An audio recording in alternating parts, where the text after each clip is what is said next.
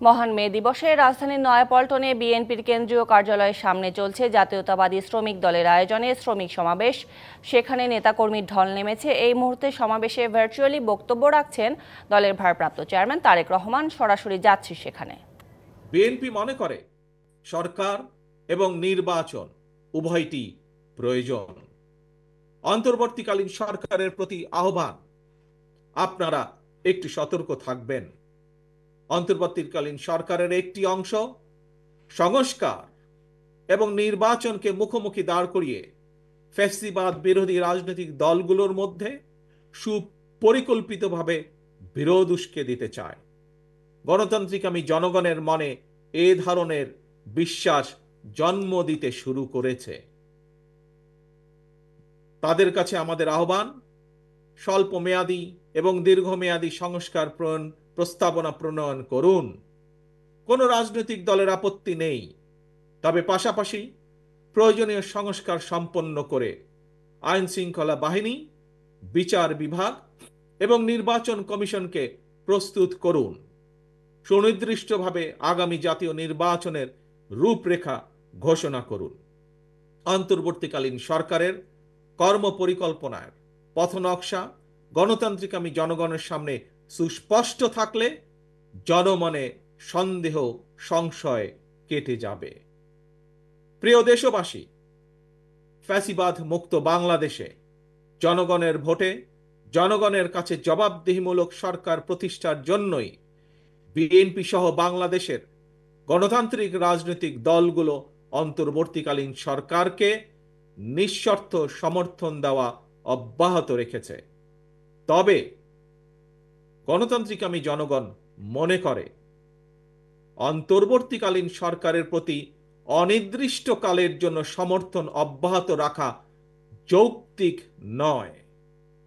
পলাতক স্বৈরাচার দেশে আর যেন মাথাচাড়া দিয়ে ওঠার সুযোগ না পায়, এজন্যই জনগণের কাছে জবাবদিহিমূলক সরকার প্রতিষ্ঠা অত্যন্ত জরুরি।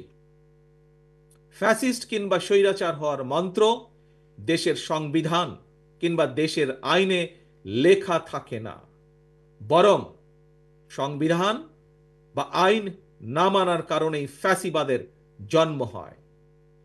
একজন ব্যক্তি বা গোষ্ঠী যখন থেকে নিজেকে কিংবা নিজেদেরকে একমাত্র অনিবার্য অপরিহার্য মনে করে জনগণের উপর একক সিদ্ধান্ত চাপিয়ে দিতে শুরু করে, তখন থেকেই ফ্যাসিবাদের যাত্রা শুরু হয়।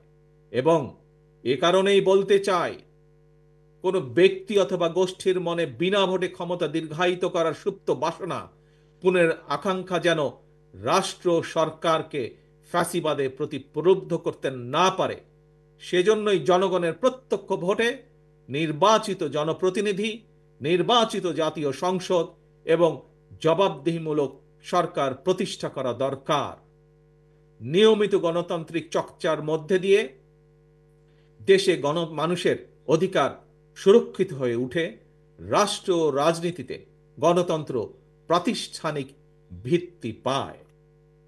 প্রিয় ভাই বোনেরা, জনগণের সরাসরি ভোটের মাধ্যমেই দেশের সরকার গঠিত হয়, সরকারের পরিবর্তন ঘটে। এটি বিশ্বের গণতান্ত্রিক রীতি। তবে রাষ্ট্র স্বৈরাচার কিংবা ফ্যাসিবাদের কবলে পতিত হলে গণবিপ্লব কিংবা গণ অভ্যুত্থানের মাধ্যমেও ফ্যাসিবাদী সরকারের পরিবর্তন হয়।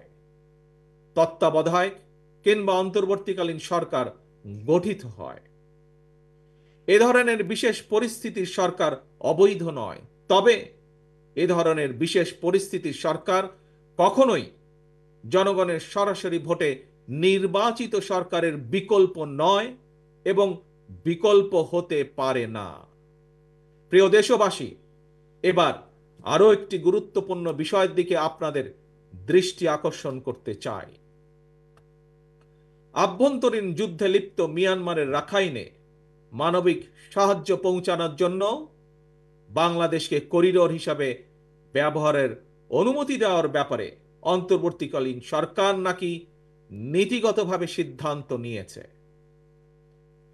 দেশের স্বাধীনতা সার্বভৌমত্বের সঙ্গে জড়িত এমন একটি স্পর্শকাতর বিষয় সিদ্ধান্ত নেওয়ার ক্ষেত্রে অন্তর্বর্তীকালীন সরকার কিন্তু জনগণকে জানায়নি, এমনকি জনগণের প্রতিনিধিত্বকারী রাজনৈতিক দলগুলোর সঙ্গেও কোনোই আলোচনা করার প্রয়োজন বোধ করেনি। দেশের জনগণকে না জানিয়ে অন্তর্বর্তীকালীন সরকার এ ধরনের সিদ্ধান্ত নিতে পারে কিনা কিংবা নেওয়া উচিত কিনা এই মুহূর্তে সেই বিতর্ক আমি তুলতে চাই না। তবে দেশের স্বাধীনতাপ্রিয় জনগণের কে মনে করে করিডোর স্বাধীনতাপ্রিয় জনগণ মনে করে করিডোর দেওয়া না দেওয়ার বিষয় সিদ্ধান্ত আসতে হবে জনগণের কাছ থেকে। সিদ্ধান্ত আসতে হবে জনগণের প্রত্যক্ষ ভোটে নির্বাচিত জাতীয় সংসদের মাধ্যমে। এ ধরনের পরিস্থিতিতে গণতান্ত্রিক বিশ্বের দেশে দেশে এটাই নিয়ম, এটাই রীতি।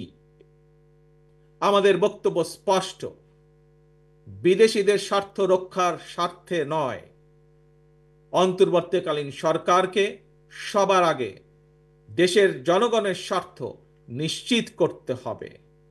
কারণ মিয়ানমার, ভারত, পাকিস্তান কিংবা অন্য কোনো দেশ নয়, সবার আগে বাংলাদেশ। এটিই হতে হবে আমাদের, এটিই হতে হবে আমাদের একমাত্র লক্ষ্য। সারা দেশের শ্রমজীবী কর্মজীবী ভাই ও বোনেরা, আমি বিশ্বাস করি, বিএনপি বিশ্বাস করে, তৃণমূলের জনগণের রাজনৈতিক এবং অর্থনৈতিক ক্ষমতায়ন ছাড়া শ্রমজীবী কর্মজীবী মানুষের ভাগ্যের পরিবর্তন সম্ভব নয়। শ্রমজীবী কর্মজীবী মানুষের অধিকার উপেক্ষা করে কোনো রাষ্ট্র এগিয়ে যেতে পারে না। শ্রমজীবী কর্মজীবী মানুষের শ্রম, ঘাম, মেধার উপর নির্ভর করে একটি দেশের উন্নয়ন এবং অর্থনীতির শক্তিশালী ভিত্তি রচিত হয়। প্রিয় দেশবাসী, 1971 সালের অর্জিত মুক্তিযুদ্ধের বাংলাদেশ, 75 সালের 7ই নভেম্বরের আধিপত্যবাদ এবং তাবেদার মুক্ত বাংলাদেশ, 90-এর স্বৈরাচার মুক্ত বাংলাদেশ, 2024-এর 5ই আগস্টের ফ্যাসিবাদ মুক্ত বাংলাদেশ। দেশের ইতিহাসের প্রতিটি বাঁকে জনগণের একটি সুমহান আকাঙ্ক্ষা। কি সেটি? সেটি হচ্ছে একটি বৈষম্যহীন, নিরাপদ, মানবিক, গণতান্ত্রিক বাংলাদেশ বিনির্মাণ। আজকের এই বিশেষ দিনে দেশের কৃষক, শ্রমিক, মেহনতি মানুষ দল, মত, ধর্ম, বর্ণ নির্বিশেষে দেশের গণতন্ত্র প্রিয় জনগণের প্রতি আহ্বান, কোনো উস্কানি কিংবা অপপ্রচারে বিভ্রান্ত হবেন না। 71-এর মুক্তিযুদ্ধ থেকে আজ পর্যন্ত সকল শহীদদের কাঙ্ক্ষিত বাংলাদেশ প্রতিষ্ঠার জন্য আসুন আমরা ঐক্যবদ্ধ হই, ঐক্যবদ্ধ থাকি। কারণ অনৈক্য সুযোগ নিয়ে পরাজিত পলাতক অপশক্তি যাতে আর পুনর্বাসিত হবার সুযোগ না পায়, এই ব্যাপারে সতর্ক এবং সজাগ থাকার আহ্বান জানিয়ে কৃষক, শ্রমিক, মেহনতি মানুষ, গণতন্ত্রী কামী জনগণের সাফল্য কামনা করে আমার বক্তব্য শেষ করছি। আল্লাহ হাফেজ।